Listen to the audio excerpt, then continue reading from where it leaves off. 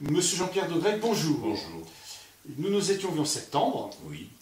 au sujet des trains sur la région Provence-Alpes-Côte d'Azur, et vous terminiez votre entretien Oui. sur un vœu qui, je me rappelle, disait: si finalement on arrive à résoudre les problèmes de ponctualité et de maintenance, on résout tout. Parce qu'en fait, les deux problèmes tournent autour de la ponctualité et de la maintenance. Ce matin, ces jours-ci, nous annonce que 90% des trains régionaux sont ponctuels et annoncent un jour prochain où les TER arriveront à l'heure.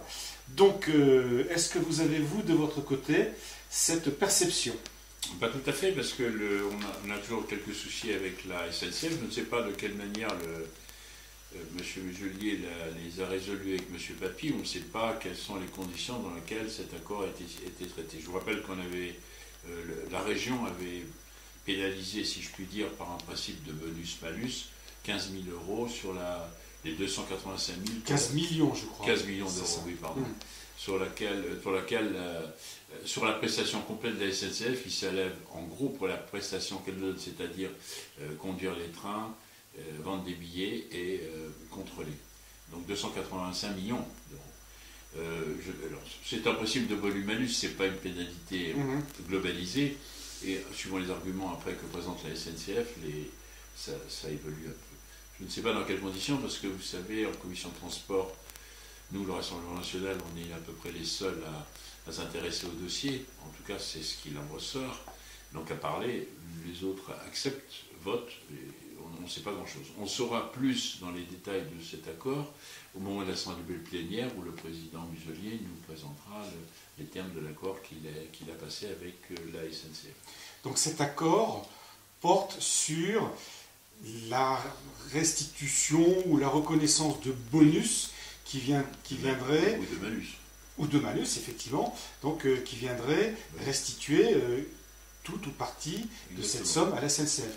Il s'agit quand même de montants considérables, 15 millions, oui, c'est énorme. C'est un a priori, si vous voulez, dans la mesure où la SNCF, en général, ne réagit pas rapidement sur ces questions-là. Donc elle est obligée d'attendre qu'elle présente tous ses décomptes et quelquefois d'aller à un échelon supérieur pour obtenir un résultat probant. Voilà. Ce qui ne résout pas le problème de l'entretien, comme je vous ai dit. La manière, la SNCF a un dépôt d'entretien à Cannes-Avocat, mais elle ne s'occupe que des trains dont elle a la gestion, pas des TER qui sont la propriété, comme vous le savez, de la région Provence-Alpes-Côte d'Azur, qui, comme vous avez pu remarquer, est devenue sud par l'opération du Saint-Esprit, puisque jamais l'Assemblée plénière ne l'a voté. Oui, nous avons traité ce sujet également dans nos colonnes. Alors, qu'est-ce qui bloque finalement le démarrage des travaux de cet atelier de maintenance à Nice, puisque ça permettrait de faire des économies, et c'est la région qui paye. Oui. Alors pourquoi ça ne se fait pas? Mais ça ne se fait pas parce que la SNCF a souhaité faire un a priori, en disant tant qu'on n'a pas réglé le problème des pénalités qui nous sont appliquées, on n'interviendra pas. La région avait versé dans un premier temps 1,5 million pour une étude qu'a fait la SNCF, sur laquelle les résultats ont dû être probants, puisque tout le monde a été d'accord pour créer cet atelier de réparation à Nice-Saint-Roch. Et ensuite, la SNCF n'a plus rien fait tant qu'on n'a pas réglé le problème des pénalités. Donc c'est un peu étonnant, parce qu'on pourrait dire que la SNCF c'est gagnant-gagnant, elle pourrait débloquer les chantiers tout de suite, mais elle attend d'avoir peut-être d'autres pénalités qui... Je sais pas. Bon, mais en tout cas, je veux dire, ce que je vous avais déjà expliqué la dernière fois, on attend avec impatience 2022, pour laquelle il y a la libération et on pourra utiliser n'importe quel opérateur. A priori, pourquoi pas la SNCF, puisqu'on n'a rien contre elle, mais si ce n'est qu'une certaine lenteur, une habitude d'être sans concurrence, ce qui va probablement modifier les règles. Dès 2020, la région ouvre les appels d'offres auxquels pourront participer les opérateurs de différents pays et la SNCF, bien entendu. Bien sûr, mais même des opérateurs français, si vous voulez, qui ne sont pas la SNCF. Et la SNCF, bien entendu. Les appels d'offres vont s'ouvrir et la décision sera prise en 2022. Enfin, l'autorisation d'utiliser des opérateurs autres que la SNCF aura vraiment lieu en 2022. Donc on aura à ce moment-là 3 niveaux. On aura le réseau qui est l'infrastructure, qui sera la propriété des chemins de fer de France. on aura des trains qui seront la propriété de différentes compagnies de transport, oui.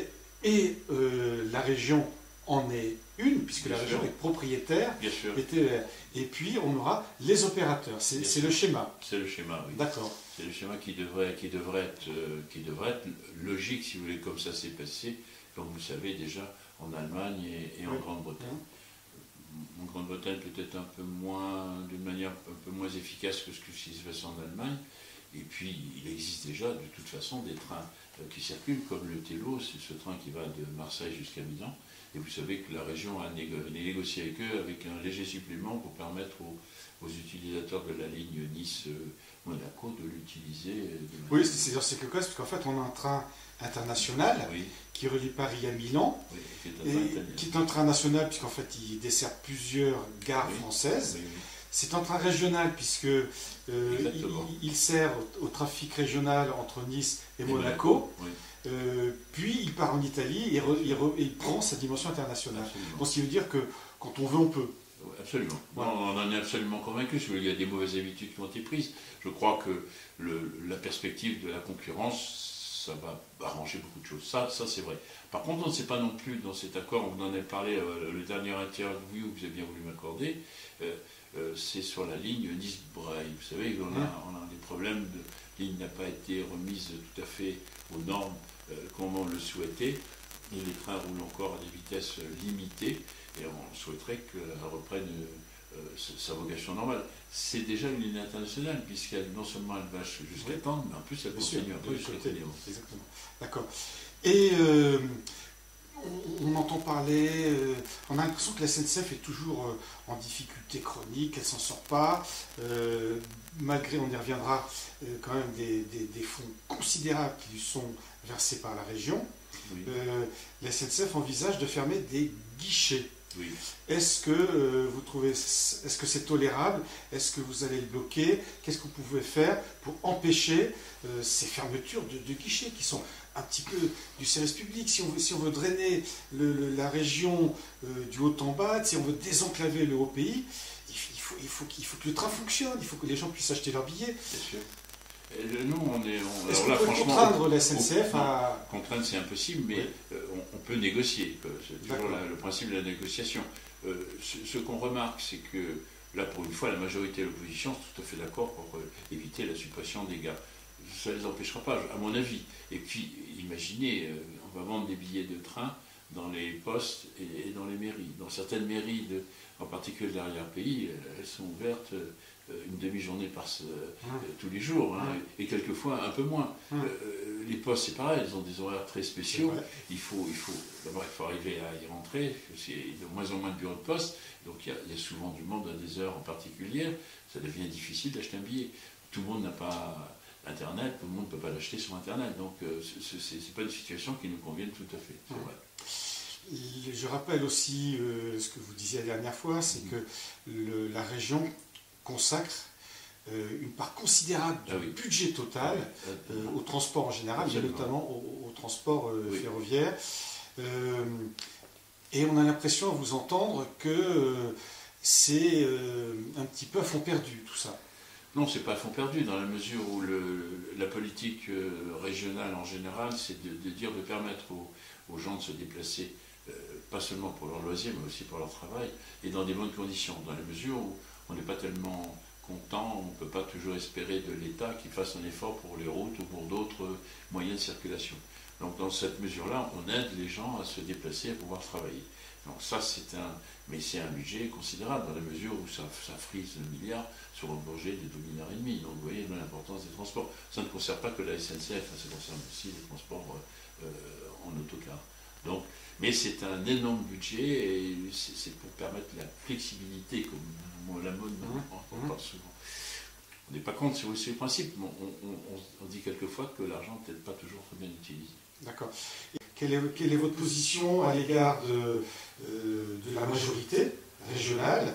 Est-ce que vous avez l'impression que la majorité est en phase avec vous sur ce dossier qui est quand même d'intérêt général? Oui, sur certains points on est d'accord avec eux. Maintenant, on pense qu'on pourrait faire certainement mieux, dans la mesure où on n'a pas le sentiment que nos avis sont toujours bien pris en compte.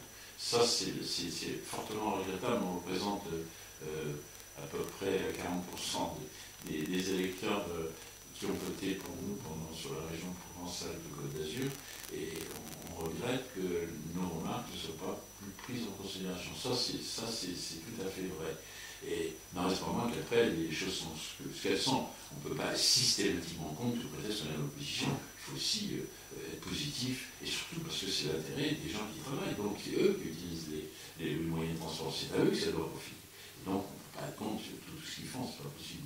Vous pensez que les choses devraient s'arranger avec un peu de patience sur une échelle de 2020, donc c'est dans 2 ans. On essaye, et encore, vous voyez, même si ce n'est pas le sujet, je vous l'accorde bien volontiers, remarquez que pour ces futures élections qui arrivent, des gens sont venus nous rejoindre qui viennent de cette majorité qui est au Conseil régional, pas de la majorité qui est au gouvernement, mais celle qui est au Conseil régional. Et donc, ça prouve bien qu'on n'est pas aussi extrême que certains veulent bien le laisser entendre, et ça laisse supposer que peut-être on pourra avoir d'autres accords sur un certain nombre de points, à condition bien sûr qu'on les consulte.